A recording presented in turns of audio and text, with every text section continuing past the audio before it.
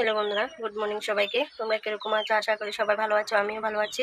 আমি আজকে সকাল 9টা থেকে ব্লগটা তোমাদের সাথে শেয়ার করছি। এখন আমি দেখো বাজার থেকে মাংস এনেছি, মাংসটা রান্না করব। রান্নাটা তোমাদের সাথে শেয়ার করব। যদি ভালো লাগে চ্যানেলটাকে সাবস্ক্রাইব করে ভিডিওটাকে লাইক করে শেয়ার করে দেবে। তোমরা দেখতে থাকো। দেখো বন্ধুরা, এখানে আমি দেখো ভাত নামিয়ে নিয়েছি, এখন মাংসটা বসিয়ে দেবো। দেখো এখানে মাংসগুলো ভালো করে ধুয়ে এখানে রেখেছি। আর এখানে দেখো আলু কুটে রেখেছি, রসুন পেঁয়াজ আদা। এখন রসুন পেঁয়াজ আদা এগুলি বেটে নেব, বেটে তরকারিটা বসিয়ে দেবো। দেখো বন্ধুরা, এখানে আমি সব কিছু রেডি করে ভালো করে ধুয়ে আলু টালু ভালো করে ধুয়ে সব কিছু রেডি করে এখানে মরিচ হলদি জিরা ধনে আদা বাটা রসুন বাটা পেঁয়াজ বাটা সব কিছু দিয়ে লবণ সব কিছু দিয়ে একটু কাঁচা তেল দিয়ে ভালো করে মেখে অনেকক্ষণ রেখে দেবো। তারপর তরকারিটা বসাবো। কাঁচা তেল দিয়ে অনেকক্ষণ মেখে রেখে দেবো, তারপর বসাবো। এই দেখো এখানে আমি ভালো করে চামচ দিয়ে নেড়ে মেখে এখানে অনেকক্ষণ রেখে দিয়েছি। এখন এই দেখো চুলার মধ্যে গ্যাসের মধ্যে এখন গ্যাসটা ধরিয়ে নেবো, তারপর রান্নাটা চাপিয়ে দেবো। দেখো বন্ধুরা, এখানে আমি গ্যাসটা ধরিয়ে নিয়েছি। আর এখানে দেখো কড়াইয়ের মধ্যে তেল দিয়ে দিয়েছি, এখন মাংসটা বসিয়ে দেবো।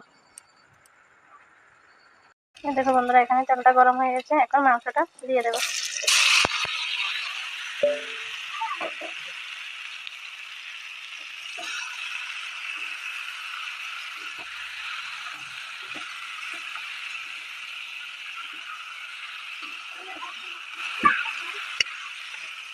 আসলে অনেকে বলতে না, আমিও এটা করি।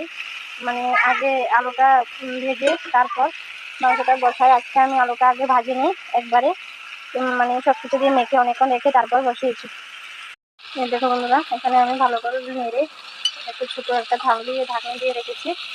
এখন আমি আরেকটু নাড়িয়ে নেব।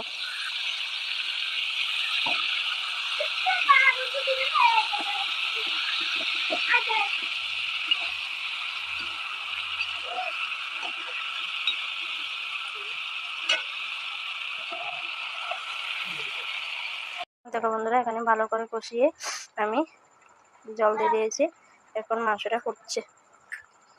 দেখো এখানে আমার মাংসের তরকারিটা হয়ে গেছে। দেখো এখন গরম মশলা দিয়ে নামিয়ে নেব। দেখো এখানে গরম মশলা দিয়ে দিচ্ছি।